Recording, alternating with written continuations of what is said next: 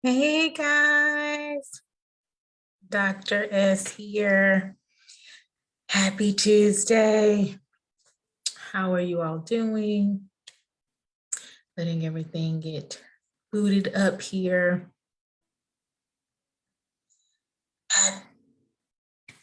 So, hey Dr. MC. Hey Facebook, hey Instagram. As always, Facebook, especially if you are popping on, say hey, because Facebook doesn't let me know who's on and I want to say hey. So Dr. S here, gonna give it, right? Gotta get these business pages, business accounts, all of the things out. I'm so excited about this conversation tonight. So in case you've missed the past couple of weeks, I'm now doing word of mouth with Dr. S. So instead of the church culture or doctor sessions or teaching Tuesdays or virtual prayer, it's just called word of mouth with Dr. S. And so you never know. You never know what you're going to get. You might get prayer, you might get a teaching, you might just get a chit chat. But as long as the Lord wills and the creek don't rise, that's the old folks used to say. I will be here on Tuesdays. Also, you may have noticed that I bumped the time up. So now I'm doing it at 6 o'clock Central Time, because I'm telling y'all about like 9 o'clock, I'm trying to go to bed. This time change is a mess. So as we are waiting for people to come in, hey Sister Blue, as we are waiting for people to come in, feel free to tag a friend who you're like, I was telling you about this young lady. She's on right now. Tag a friend, share this video. I'm always open to conversation and dialogue and interaction. So the more, the merrier. Also, as we are waiting for people to come in, I just want to mention, because I always forget this part, that it is my goal to drop some nuggets that you did not know that you needed. It is my hope that whatever I talk about, you'll gain something from it, some encouragement, a challenge, some motivation, a scripture, something. So hopefully you'll get those nuggets, and my part of that is my goal to help us all be our best selves, right? So be your best you. So that is my goal every time I pop on, whether it's a scheduled time on Tuesdays or a random live in the middle of the week, in the middle of the night. All kind of things are going on. So again, welcome, Dr. S here, dropping nuggets you didn't know you needed for you to be your best you. So tonight we are going to be talking about false identity. So I would love your thoughts on this. So we'll be talking about false identity, and this conversation thought kind of morphed out of some conversations I was a part of on Clubhouse. So I know for some of you, especially you iPhone users, y'all have been doing Clubhouse for a minute. I didn't think I could be on it because I had an Android, still have an Android.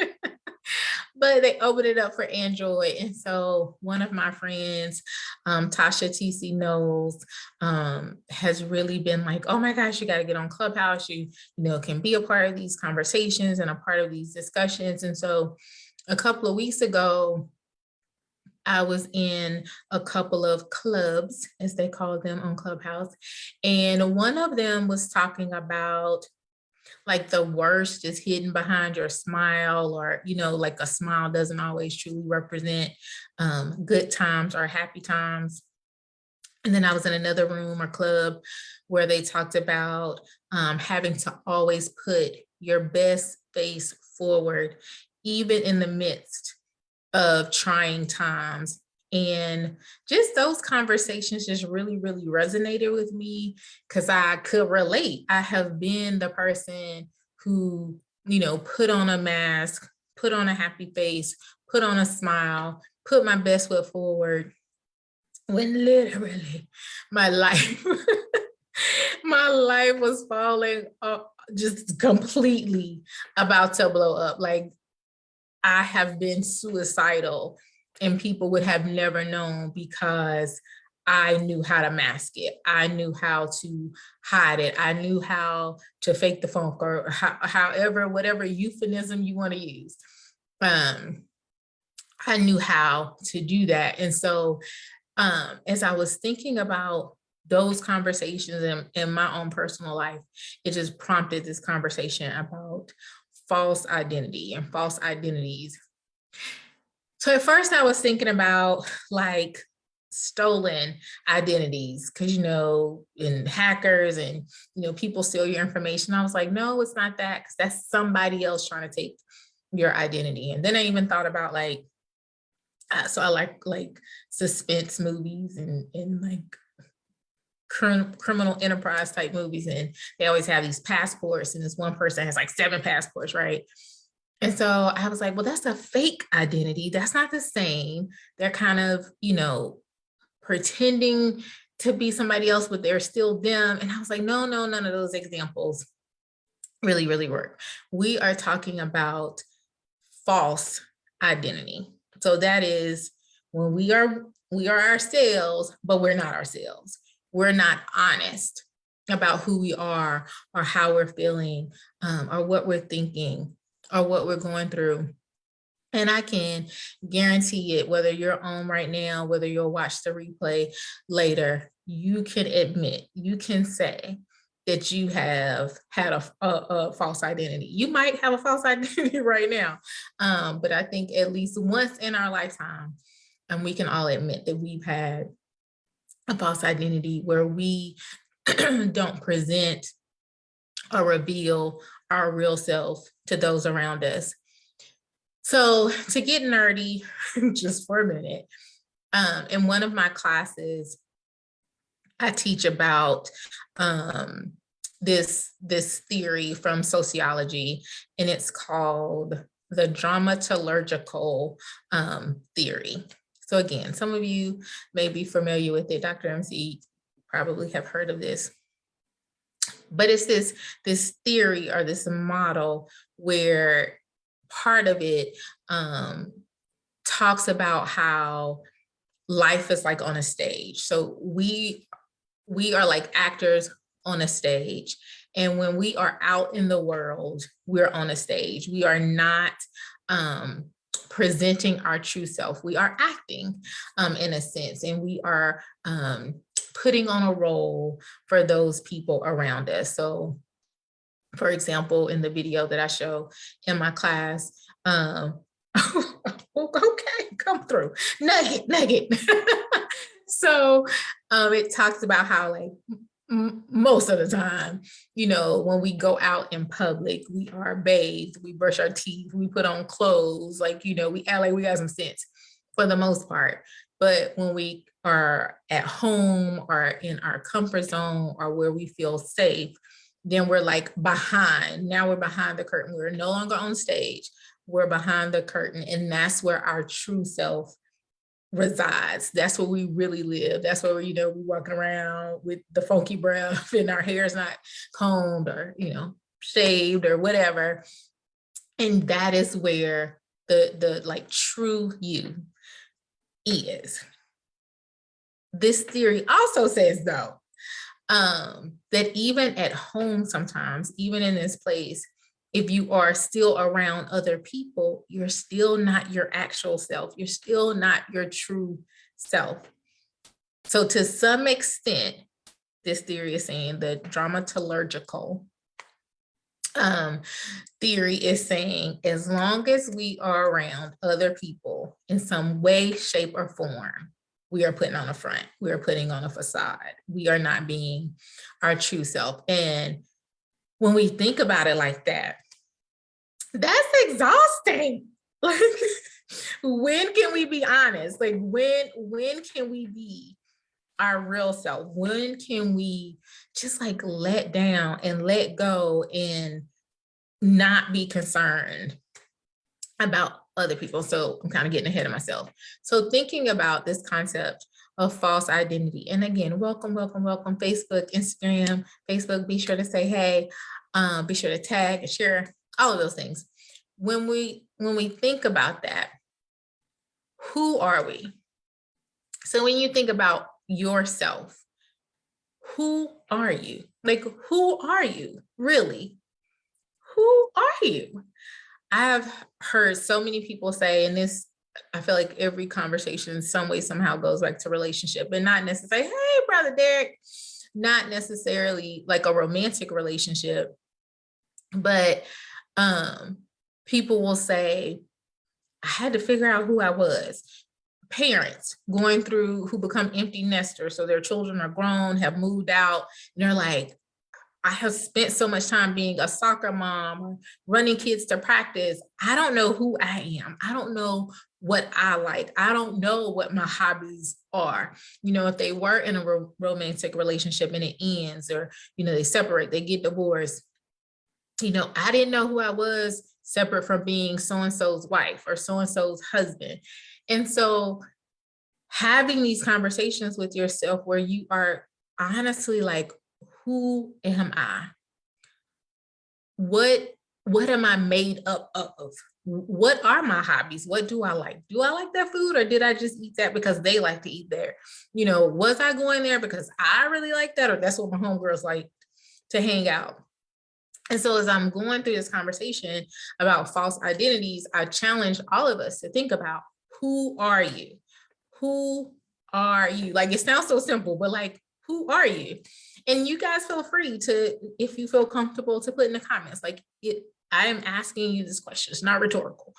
Who are you? If you had to identify yourself, if you had to describe yourself, who are you? And as you're thinking about that, I also ask you to think about, are you defining who you really are or who you have been pretending to be? Because sometimes we have pretended for so long that we think that's who we really are. We think that's what we're really like. We think that's really a part of us. Like, I know, again, just kind of from my own life, like being in spaces where I'm like, well, that's just how I am. That's just not, but when I really think about it, that's not how I am. That's not who I am. That's not who I want to be.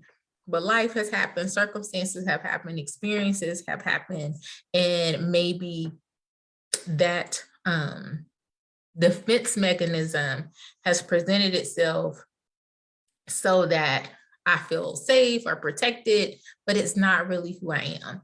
So as you think about it through the course of this conversation and hopefully beyond, think about who you are, and if that's really who you are, or if it's who you're pretending to be. And if it is a difference, what are some reasons behind that? Why might that be? And as I was thinking about, again, I'm going to keep referring to myself because this is the only life that I've lived. I think some of my real self versus my false identity happened because I was afraid. I was afraid of being rejected. Not to, like, you know, go into a whole big spiel, but my biological father was not in my life. And you know, we kind of throw around things like daddy issues all the time, but like, legit, it's a real thing. So that was one of my very first sense of rejection. And I was so young, it wasn't that I could articulate it. And so it just happened in my life. And so because I felt like, oh my gosh, I must not be good enough, therefore this person who, you know, helped create who I am does not want to be around me. Let me be who I need to be liked, for people to stay around me. And so that led me to becoming more of a chameleon. So it was like, you know, if you needed the fun chick, I was the fun chick. If you needed the ride or die, I was the ride or die. If you needed, you know, money, then I was that. If you need, like, I became a chameleon. It was like, whatever whatever needed to happen for me to stay in context and with this person, that's what I did. Dr. MC said on IG, this is so good. I'm trying to figure that out as my life changes so much in this season. And I know who I imagine I am, but my reality is very different, right? It's like, it's when you have to put that mirror up before yourself and really reflect. Like it sounds, like I said, it sounds simple. It's 3 words. Who are you? But it's like this deep existential, philosophical, like life altering discussion when you really, really explore it. And I know some other reasons why I had this false identity is because I was a people pleaser. I didn't, again, have the words to frame it in that way when I was younger and growing up, even well into my adulthood. But because I didn't want you to leave, because I didn't want you to get upset, because I didn't want to be rejected, then it was this chameleon attitude. It was, the coming to America, whatever you like, type philosophy.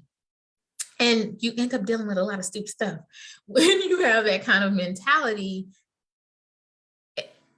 And in dealing with the stupid stuff, it affects who you are, who you perceive yourself to be. And then I kind of mentioned this, just feeling insecure, feeling not good enough, not smart enough, not attractive enough. Like, oh goodness, I'm not gonna turn this into my own personal therapy session, but I'm sure many of you can relate. Like, there are all of these reasons why we have not had the opportunity to be who we really are, why we have walked in these false identities, and yeah, maybe even to appease other people. That's kind of different. Like the other ones was like, oh, this is how I feel. But like sometimes other people just want you to be different. You speak up and you're like, you learn not to speak up. You're trying to appease them. So I guess that's kind of the people pleaser.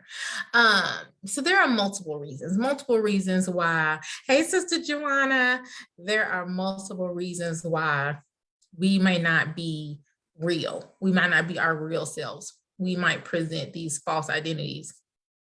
And they may seem necessary in the moment. They may seem absolutely relevant, like life or death, like you might have to do this.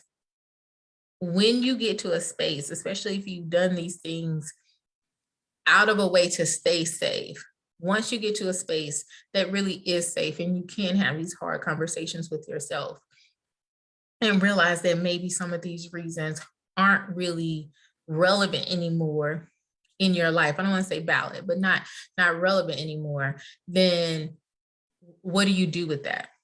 If you determine I was doing these things for not the best reasons, where do you put that?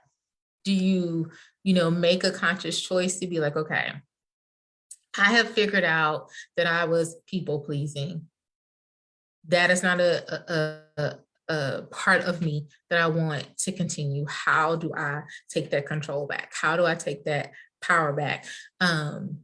Maybe it was, I have these issues with insecurity and rejection, and now I feel strong enough, confident, bold enough in my life to be less concerned about that.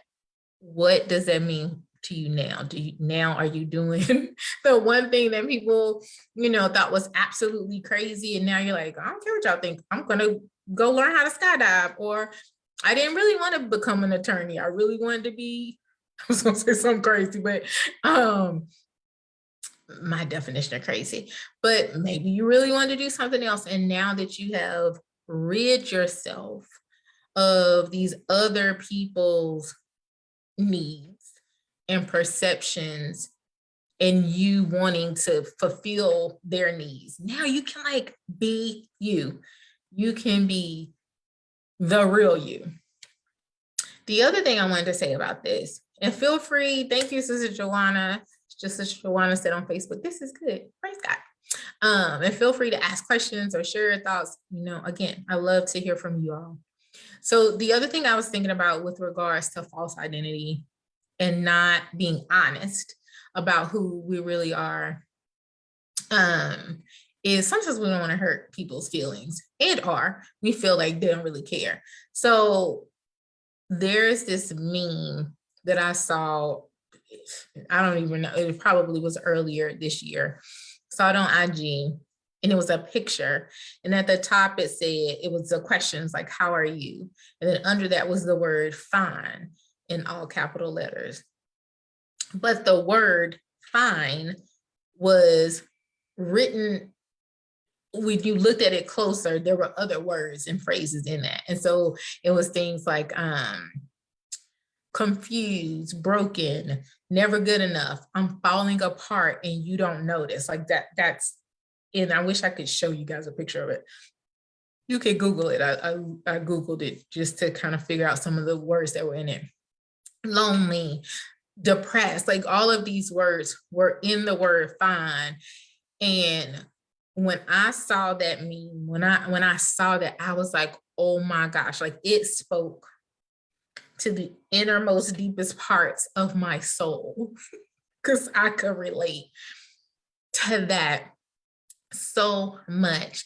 And if Sister Joanna is still on Facebook, she may, can support me on this to say that she's seen it. But I was like the queen of I'm fine. So Derek said on Facebook, heartbreak changed me from having a false identity. After having that heartbreak, so after it, I had to heal from bitterness to show or even know who I was. Right.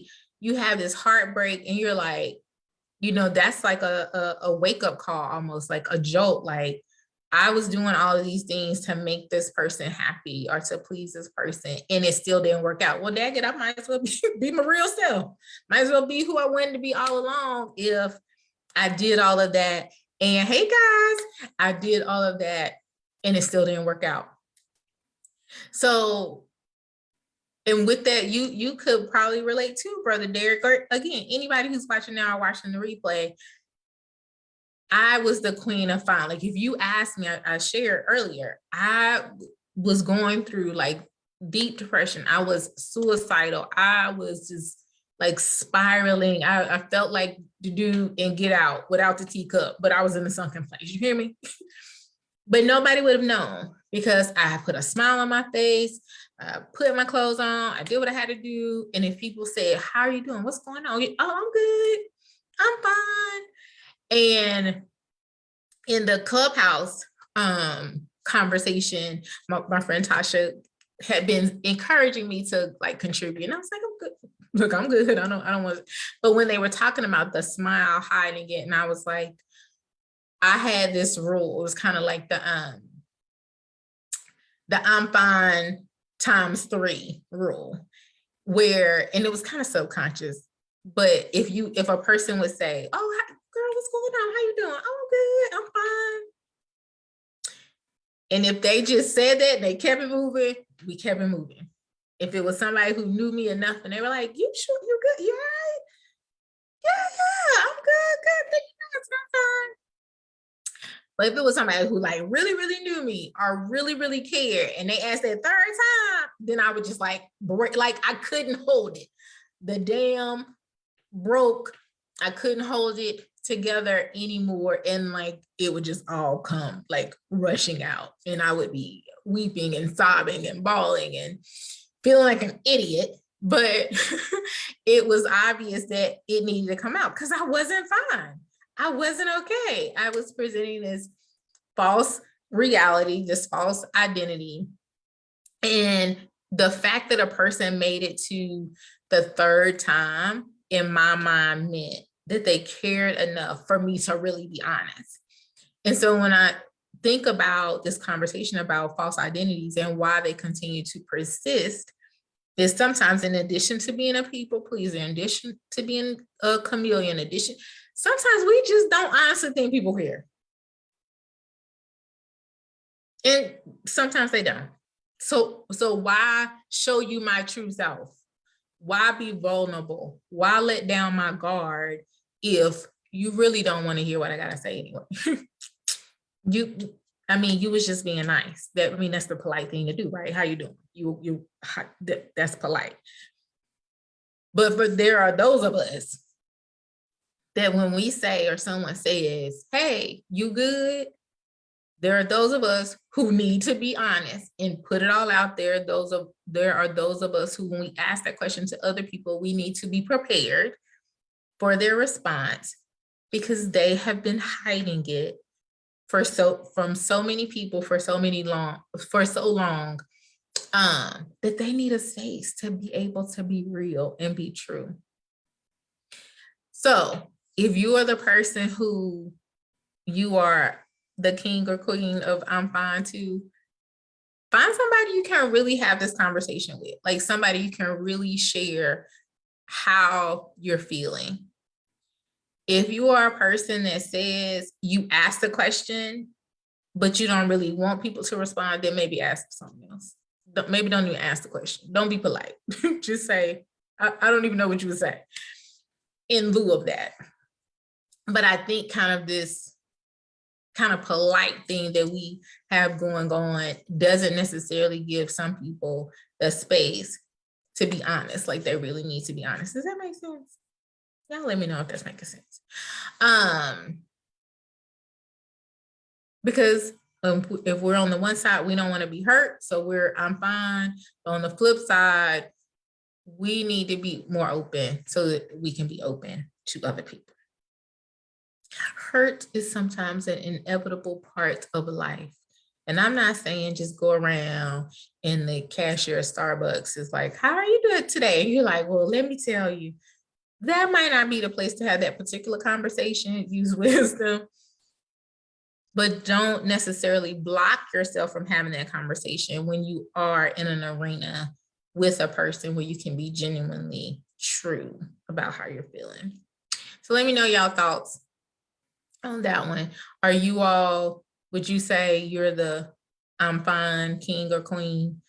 Are you a person who, if they say, how you doing? And you know you ratchet, like you know you are like this close from the rope breaking, and you legit look them people in their face and say, okay, I'm fine. Y'all like that? It's just me. I'm the only one.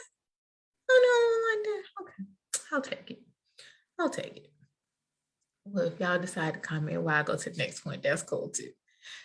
So the other point that I wanted to make before I log off tonight is, as we're talking about false identities, reasons why maybe we have not been our true self, either how we felt about other people or how we feel like they feel towards us and not really caring how we're feeling.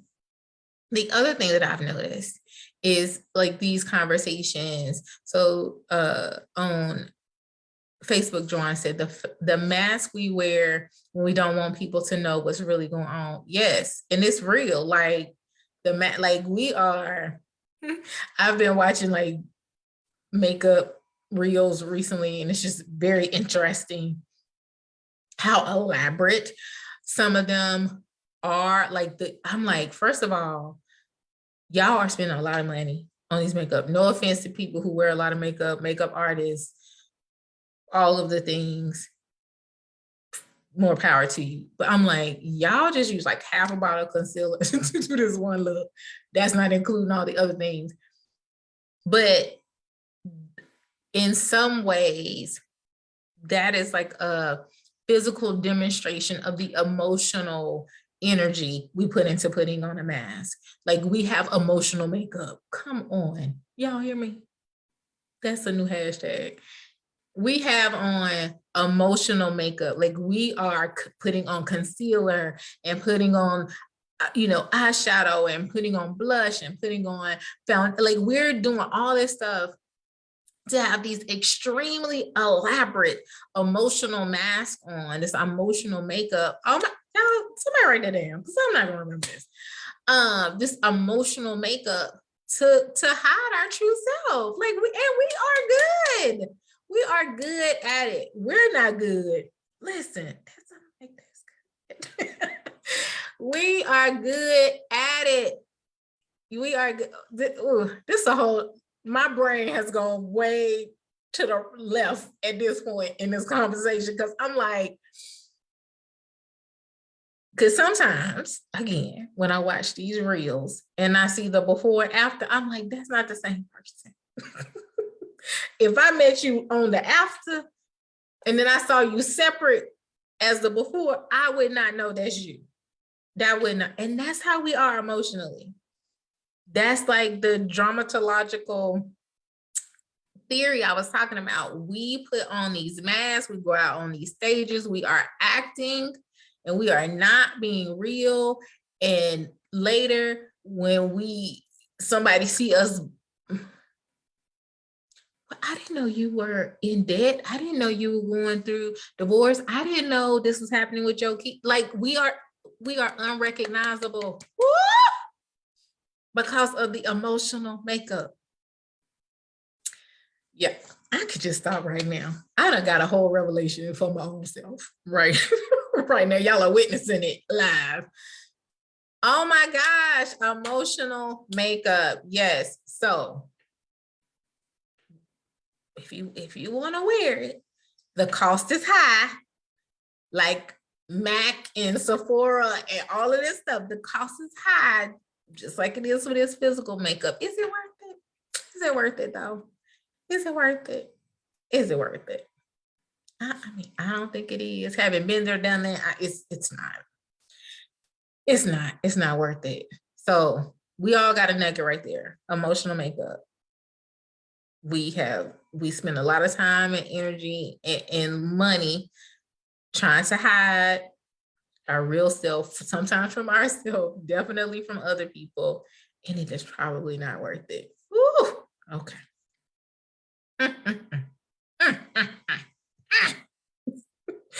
Joanna said, transformation. Who are we performing for? That's the question. Who are we? We, in our minds, we are performing for the people that are around us because we feel like it's vital to stay connected. Yes. Thank you, Brother Derek. Kiss the babies for us. We think we need it as a matter of survival. Like, oh my gosh, I won't have friends. I won't have connections. I won't have this unless I am someone other than who I really am. And that is such an unfortunate way to live. And so with that, like, that was kind of my third point, was I've seen all these, like, you know, posts and lives and memes and different things about being your authentic self. Like, I feel like that's one of those trending phrases and concepts right now is, you know, I want to, nobody asked for it, Joanna. So here's the thing. Lots of, Dr. NC, I'm gonna have to get you to come on my IG again. I used to tell parents this all the time with their littles. I would say, like, their kid, give you an example. When you are in the line with your child, y'all are going to check out. And of course, they know how to get you because that's where all the candy and all of that stuff is. And so let's say every time you go through the line, the child is falling out and having a tantrum and they get the candy. Those parents then would come to me when the kid is like 6 or 8 or however, oh, hey, and they would be like, I don't know where they got this from. I don't know why they're like this. And so we would kind of dial it back and go back and I said, so when they were 2 and y'all went through the line at Walmart and they threw a tantrum, what happened? Well, I mean, I was in a rush and it was too much. And so I just got the candy. So I was like, well, how often would that happen? I mean, well, and then, so I was like, so you have subconsciously taught your child. Thank you. Oh, really? I was like, so you have subconsciously taught your child that the way to get candy when we leave in Walmart is by throwing a tantrum, because you gave a reward for the inappropriate behavior. So while you might not have said, hey, little Johnny, throw a tantrum to get this candy. You, through your actions, taught them a particular behavior. And so while no one may verbalize to someone else, oh, I want you to be fake. Oh, I want you to be false. Oh, I don't want you to be your real self. They demonstrate what they really want through their behavior. So if I'm in a relationship with somebody, and again, could speak from personal experience, if I'm in a relationship with somebody and I pick up my phone to check, say, work email, or even if it was social media, and it's a something happens, some nonverbal response happens. Subconsciously, I go, this does not make this person happy. I want to make this person happy. Something else happens. They have a displeasurable response. My brain is working to say, oh, they don't like this. I probably don't want to do this. This is how, I mean, again, we could go way left with it. So while no one may purposely come out and say, I want someone to not be their real self, they do things that demonstrate to the person that who you may be is not who I really want. So I need you to present yourself like this. And because we are often broken and dealing with past trauma, unhealed, unchecked, sometimes even unaware trauma, we gravitate towards that. We see that, we pick up on those cues. And so we become a pretender because we don't want to be alone. So yeah, I totally agree. Nobody's blatant. Well, there probably are people who are, but most people are not blatantly saying be fake. But something they're doing or saying to a certain other group of people is encouraging that behavior. So I hope that makes sense. That's why I said, Dr. MC, I might need you to pop on. But you definitely can say in the comments whether or not you think you've seen that in your professional experience. But yeah, like the mind and subconscious and nonverbals, oh, it's so much. It's so much. So I was saying, yes. Oh, we got to elaborate on this one day. Let's do it. I'm down. So I've been seeing these things about being your authentic self. People are like, oh, I have to be my authentic self. I have to be my authentic self. And on face value, it sounds good. Like, it's like, yeah, be your authentic self. Yeah, that's great. Be your authentic self. And so I looked it up since I'm seeing it so much. Yes. So now the person is teaching someone how they want them to be, right?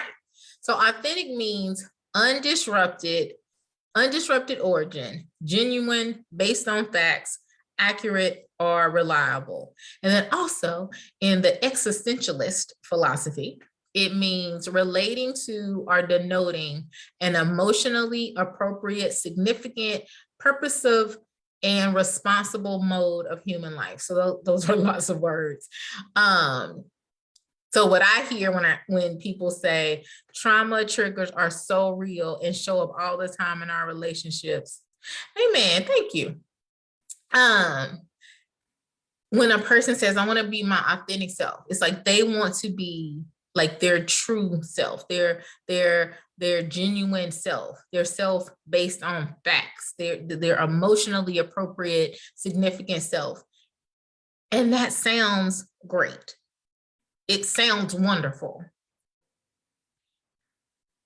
I don't know though, if when we say that, we use the word, but I don't know that we actually know how to be our authentic self or who our authentic self is, if that makes sense. And the reason I say that is this, and I know I'm like deep and abstract and being super philosophical right now. I mean, it definitely benefits them. Jemana said it sounds good if it benefits them. That's why it happens. Is many of us don't know who we are to say we want to be our authentic self. So as we're thinking about, again, who we are, and is it who we really are, or is it who we're pretending to be? Who our authentic self is versus, and this is a phrase that I got from my friend and fellow therapist, Christy Snelson. Be sure to follow her on Facebook and Instagram. She's Christy Danielle on Facebook and the Talk Lady on Instagram. But I've heard her talk a couple of different times, and she's talked about our eternal self. And our eternal self is the you that God originally intended us to be, who he originally created us to be. That's the self we would have been, the person we would have been if sin had never entered the world, if we had never experienced trauma. We need to be taught, just like children, our Creator knows who we are, but we often deny, reject, or ignore it. Amen. So when we talk about, when I hear a person say, oh, I want to be my authentic self, I feel like there is still, what's that one, Sister Blue?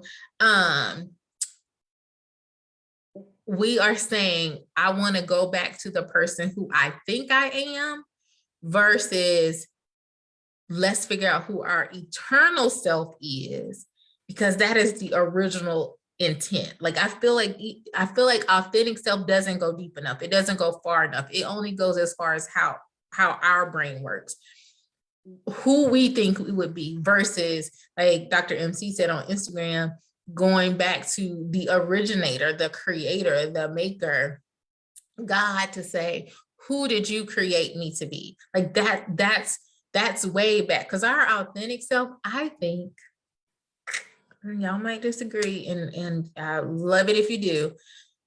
Our authentic self, I believe, is still tainted by our life. Like, so as I'm going through this transition, and many of you all have been with me on this journey this past year, and especially since my birthday in August of this, like, my butterfly year and transformation and metamorphosis and all this, I am 48 years old.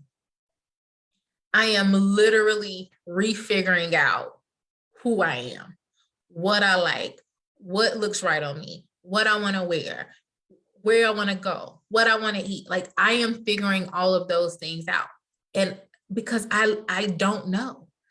Life has happened and I had forgotten or had suppressed it or didn't feel comfortable being honest about it. And if I said, oh, I want to go back to my authentic self, then I might say, oh, I just want to go back to who I was before I had my kid. Because that was when, excuse me, a lot of transition happened in my life in like 2009, 2010. I could say, well, I want to go back to how I was right before then. That's my authentic self. That's what. But I was a ratchet, jacked up, crazy mess. So I need to go all the way. I need to go all the way back to the feet of Jesus back and be like, okay, who am I? Who did you create me to be, Father? What do you want me to like low key, like how did you make me? What is my purpose? So if I know my purpose, then I'll know, that kind of help me know some of the things I like, or some of the things I know that I like that will help me define my purpose. So I was thinking about that. So all this stuff, all this false identity stuff just had me thinking about so many things, and how often we take words and concepts and trends at face value, and they sound good. I'm not telling anybody not to be your authentic self. I'm challenging all of us, though, to push past that. Like, what does that mean? And how does that look for you. So all of this, the point of all of this is to help us move past any false identity that we've had to this point. If we've had a false identity, which 99.9% of us probably have, if we've had some type of false identity, why is that? So really explore why we felt the need to not be our true self. I'm going to say it anyway, our authentic self. Why is that? Then challenge those reasons if we can. So if we're in that space where we can be honest with ourselves and move past it, then let's do it. If we need to deal with those rejection issues, deal with those abandonment issues, deal with feeling like you're afraid to be vulnerable and honest, like if that requires getting a therapist, if that, requires prayer and fasting, if that requires whatever it requires, then do it. Do it so that you can get to that place of knowing who you really, really are, who your eternal self is. Because it is late in the day, guys. And I mean, like, figuratively, for us to get to that space of knowing who God really wants us to be, who we really are, so that we can do the things that we need to do and help other people, right? So me telling y'all I was suicidal, me telling y'all about alopecia and shaving my head, me telling you that I've been in abusive relationships, both like actual romantic relationships as well as, spiritual. Like, I tell you these things so that you can see, okay, one, there is a light at the end of the tunnel. There is another side. And to show you that it can be done, that you're not alone. But we can only do that. We can only be a testimony if we're willing to share our test. We can, all these little cute little phrases, and, turn a mess to a message and all these little things. But there is no message if I don't tell you about the mess, if I don't tell you about the heartache, if I don't tell you about the heartbreak. And so when each one of us takes the time to really explore what has happened to us and what is going on with us, then we can share our story and we can tell the next person. And maybe it's not alive. Maybe you're not a preacher. Maybe you don't write a book. Maybe you just have an honest conversation with your coworker. Imagine that. Maybe you just, invite your neighbor over for cookies or coffee or whatever and say something. Maybe you do just, notice that your waitress seems to be having a hard time and maybe you do pray for her. So it doesn't have to be these big things. It can be, but it can also be the everyday conversation. So all of that, unless you guys have questions and comments, all of that is to say, let's challenge these false identities. Let's challenge this, emotional makeup that we have been wearing. Let's push through and really figure out who our eternal self is. We don't have to wait till January 1st. You could do it tonight. You could do it today. You could do it whenever you're listening to this conversation,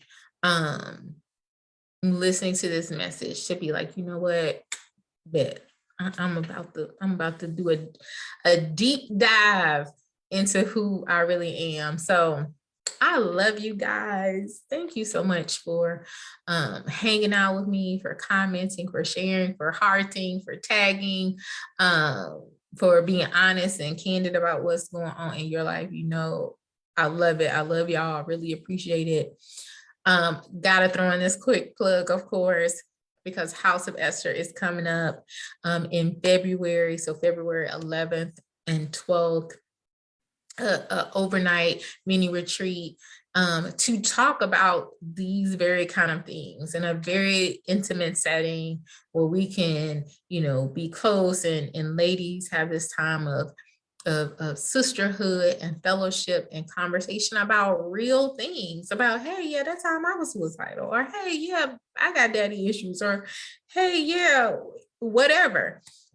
It is an open space, it's an open platform for us to dig deep and talk about the things that are hindering you and preventing you. So it's, I hate to call it therapy because it's not therapy, but there will be some therapeutic tools used. There will be some spiritual tools used.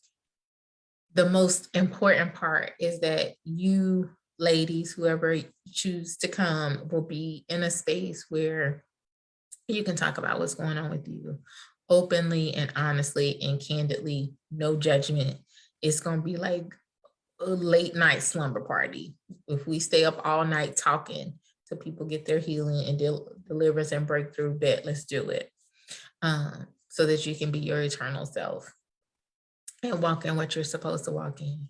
So if there are no comments, no other questions, I don't think I see any, then as always, I just thank you guys. I thank y'all for hanging out with me, and please, now that you've watched it, if you got a nugget, still share, still tag somebody, let them know that Tuesday nights are fire. Also, because my girl MC, I think is still on Instagram, she is doing Breakthrough Thursdays. And so last week I watched it and it was about poverty, and what poverty is not only finances, and it's not only your bank account, it's a mentality. And so every Thursday at 7:00 Central, she is popping on. So she changed her name, so now it's easier. It's Dr. Marlena Clark. So be sure to follow her if you don't already. Love you too. If you don't already follow her, be sure to do that and check her out on Thursdays. She's a walking miracle in a lot of ways, as are all of you all.